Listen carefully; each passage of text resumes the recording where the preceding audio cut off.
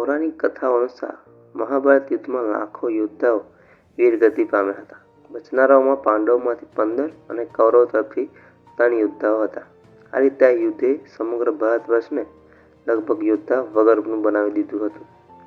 કુરુક્ષેત્રમાં ભાગ લેનારા તમામ પુરુષો હતા, જેમની વિધવાઓ અને પરિવારજનો શોકમાં ડૂબી ગયા હતા. પરંતુ યુદ્ધના 15 વર્ષ બાદ એક રાતે તમામ યોદ્ધાઓ જીવિત થઈ ગયા હતા અને ન માત્ર તેઓએ પોતાની પત્નીઓ સાથે મુલાકાત કરી, પરંતુ તેમની સાથે તેમની અનેક વિધવાઓને વૈકુંઠ જવા માટે જળસમાધિ લઈ લીધી હતી. શું હતી આ રહસ્યમય ઘટના? ચાલો જાણીએ. મહાભારતના આશ્રમવાસી પર્વતના 33મા અધ્યાયમાં વર્ણન કરાયું છે કે યુદ્ધ બાદ યુધિષ્ઠિર હસ્તિનાપુરના રાજા બન્યા હતા અને 5 રાજાઓ સાથે કાર્યભાર સંભાળતા હતા. જ્યેષ્ઠ પિતા ધૃતરાષ્ટ્ર માતા ગાંધારી અને કુંતીની સેવા કરવા લાગ્યા હતા. સેવાથી પ્રસન્ન થયેલા ધૃતરાષ્ટ્ર અને ગાંધારી 15 વર્ષ પોતાના પુત્રોના શોકમાંથી બહાર આવી ગયા હતા. પરંતુ એક દિવસ ધૃતરાષ્ટ્રે યુધિષ્ઠિરને કહ્યું કે પુત્ર, મેં બચેલું જીવન વનમાં વિતાવવા માંગીએ છીએ. આ વાત પર યુધિષ્ઠિર દુઃખી થયા, પરંતુ વિદુરના સમજાવવા પર સમજી ગયા હતા. આગામી દિવસે ધૃતરાષ્ટ્ર, ગાંધારી, કુંતી, વિદુર અને સંજય તપસ્વીનું રૂપ ધારણ કરીને વનમાં જતા રહ્યા.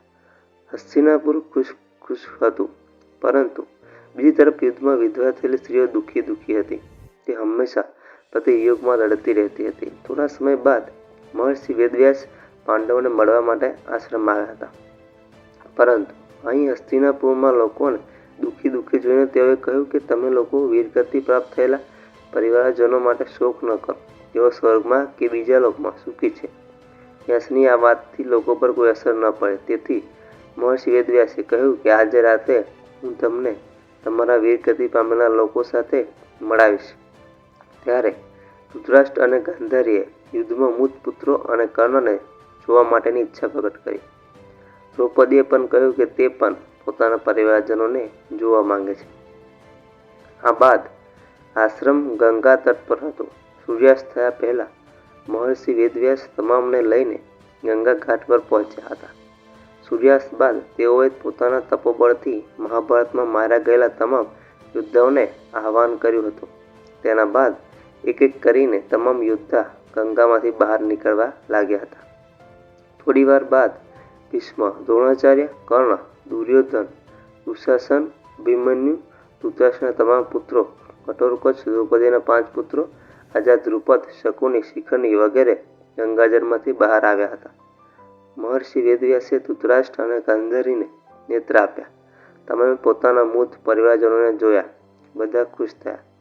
તેઓએ વીરગતિ પામેલા લોકો સાથે વાત કરી તો તેઓએ કહ્યું કે તેઓ મૃત્યુ લોકના તમામ કષ્ટોમાંથી મુક્તિ મેળવીને પોતપોતાના લોકમાં રહે છે. તેમના મનમાંથી હવે શોક દૂર થયો છે.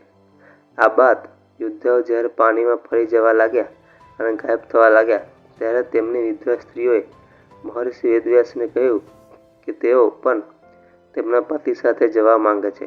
આ બાદ મહિલાઓએ જીવન ત્યાગીને ગંગાજળમાં ત્યાગ કર્યો હતો. તેઓ પણ પોતાના પતિ સાથે લોકમાં જતી રહી હતી.